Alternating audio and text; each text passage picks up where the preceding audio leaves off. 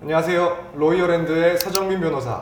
이지은 변호사입니다. 최근 한 커뮤니티에서 올라온 글이 이제 기사화가 됐는데 그 글쓴이가 얘기하기를 서울의 한 목동에서 어떤 여성이 벽돌을 가지고 차량이나 오토바이를 손괴를 했다고 해요. 경찰이 그렇게 얘기를 했다고 해요. 만약에 정신질환적인 문제가 커서 감정적인 걸 추스르지 못해서 이런 일이 발생한 거라면 처벌이나 보상이 어려울 수 있다라고 하는데, 우선 이 경우에 이제 이 여성에게 적용되는 형법 조항은 어떤 게 있죠? 네, 형법 369조에 의해서 특수손괴죄로 의율이 될 수가 있겠는데요. 이 경우에 위험한 물건을 휴대해서, 지금 이 사건의 경우에는 벽돌을 가지고 차량을 부쉈잖아요. 네. 그러면 이 벽돌이 위험한 물건에 해당이 되는 거죠. 그래서 이 차량에 효용을 해했다. 그냥 부쉈다. 그쵸? 네, 유리창 깨버리고. 네.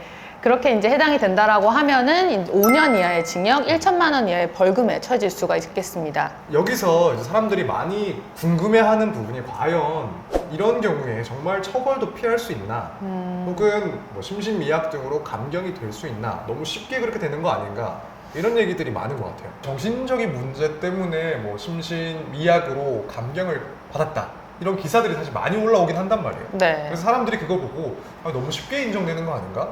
그래서 책임을 너무 이제 회피할 수 있는 상황이 되는 거 아닌가? 좀 생각하시는 것 같아요. 근데 변호사 입장에선 사실 그게 그렇게 쉬운 건 아니거든요. 네, 맞습니다. 저희 입장에서는 아무래도 실제로 의뢰인들이 심신미약을 주장을 하고 싶어 한다. 내가 사건 당시에 정말 예를 들어 술을 너무 많이 마셔서 기억이 하나도 안 나는 상태다. 난 내가 한 게 아니고 지금 이거 감경 받아야 된다, 이렇게 주장을 한다 하더라도 이거는 양형 요소로 주장을 할 수 있을지언정, 그쵸. 이 조항을 들어서 형을 감경해달라라고 직접적으로 주장을 하기는 조금 부담스러운 면이 없지 않아 있죠. 왜냐하면 네. 분명히 예전보다는 이 심신미약, 심신상실 상태에 대해서 법원에서도 사실 엄격하게 판단을 하고 있다고 봐요. 이제 정말 요즘에는 술 때문에 내가 심신미약 심신상실 상태였다, 이렇게 얘기하는 거는 법원에서는 사실 거의 받아들이지 않는 내용이라고 보시는 게 맞는 것 같아요. 나머지 이제 보통 정신질환 같은 경우에는 조현병인 문제가 많이 될 텐데. 그렇죠. 다중인격. 그렇죠. 예전에는 이제 그 표현이 정신분열증이었는데, 그렇죠. 이제는 용어가 바뀌어서 조현병이라고 하는데, 이것도 사실 좀 중한 정신질환이긴 한데, 예전에는 분명히 좀 이것 때문에 심신미약, 심신상실을 인정하는 판결들이 많았던 것 같아요. 근데 그건 정말 예전 이야기고, 점점 갈수록 이제 이 조현병이 있다고 해서 곧바로 심신미약이나 심신상실이 인정되지는 않는 것 같아요. 그러니까 예를 들면은 최근에 사실 큰 사건이었던 그 강서구 PC방 살인사건. 네. 거기서도 피고인이 어쨌든 조현병이 있다고 주장을 했고 이 부분 판단을 받았는데, 결국 법원에서는 그걸 이유로 감경을 해주지 않았어요. 왜냐하면은 조현병이 있을 수는 있지만은 그 살인 행위를 할 당시에 이 조현병 때문에 이런 행동들이 발생한 건지, 아니면은 그때 영향을 미치지 않은 건지, 이것들을 꼼꼼하게 보고 이거는 조현병과 상관이 없기 때문에 그런 심신장애를 주장해봤자 받아들이지 않는다, 이렇게 판결을 했단 말이에요. 그걸 보면 법원에서는 엄청 엄격하게 받아들인다, 판단을 한다. 그래서 변호사님 같으면 사실 만약에 이런 사건의 피의자가 왔어요.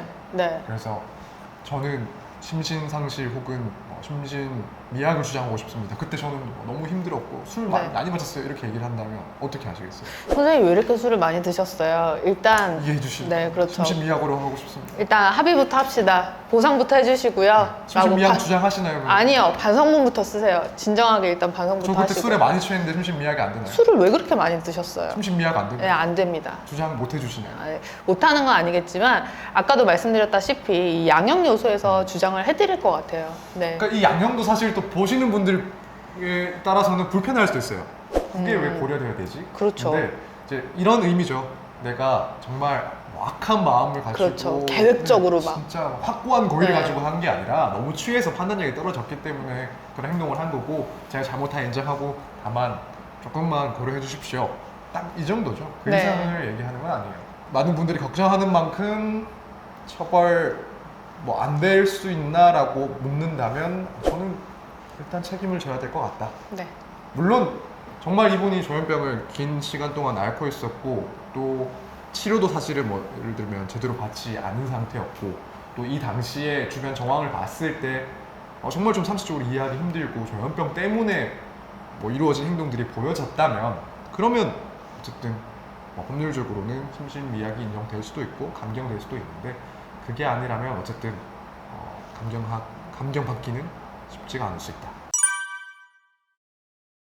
네, 일단 우선 피해를 당한 차주의 입장에서는 내 차가 이렇게 망가졌으니까 차량을 어떻게 손해배상을 청구를 해야 되잖아요. 네. 그래서 민사소송을 이제 청구를 할 수가 있겠죠. 그렇죠. 네. 뭐 물론 이제 이 사건이 이제 고소가 돼서 형사사건 진행된다면 합의로 그렇죠. 배상을 할 수도 있겠지만 뭐 일단 그것 말고 내가 민사소송을 진행할 수도 있고 사실 또 여기서는 책임 능력의 문제가 이만큼 중요하지는 않을 거기 때문에 배상받는 데는 큰 문제가 없지 않나 이런 생각을 합니다. 네, 오늘은 서울에서 발생한 무차별 벽돌 테러에 대해서 알아봤습니다. 지금까지 로이어랜드 이지은 서정민 변호사였습니다.